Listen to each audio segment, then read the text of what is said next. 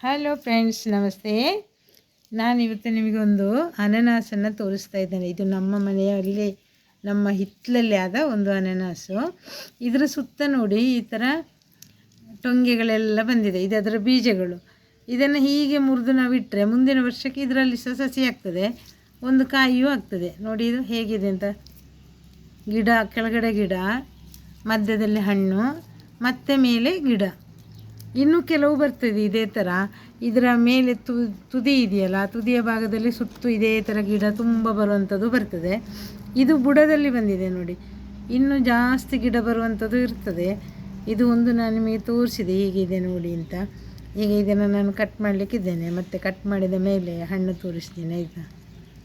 ನೋಡಿ ಈಗ ಕಟ್ ಮಾಡ್ತಾ ಇದ್ದೇನೆ. ಇದರ ತುದಿಯ ಈ ಭಾಗವನ್ನು ಸ್ವಲ್ಪ ಬಿಟ್ಟು ಕಟ್ ಮಾಡಿದರೆ ಉಂಟಲ್ಲ, ಈ ಸಸಿಯನ್ನು ನೆಡಲಿಕ್ಕಾಗ್ತದೆ.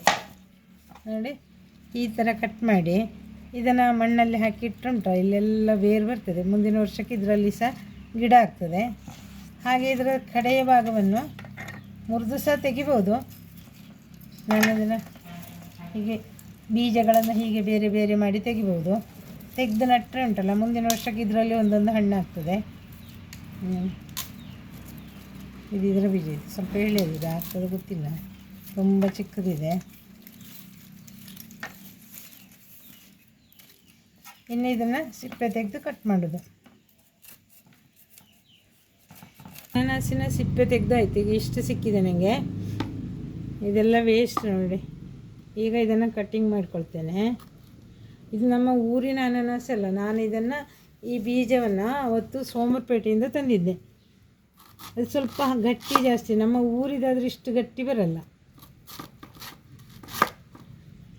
ನೋಡಿ ಕಟ್ ಮಾಡಿದ್ದೇನೆ.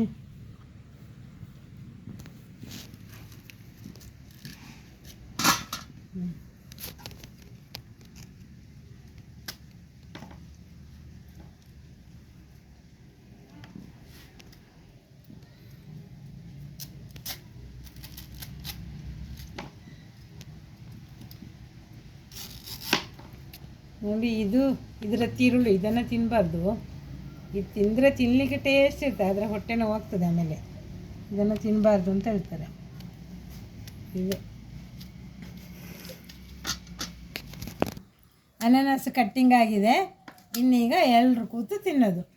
ಹೇಗಿತ್ತು ನಮ್ಮ ವಿಡಿಯೋ?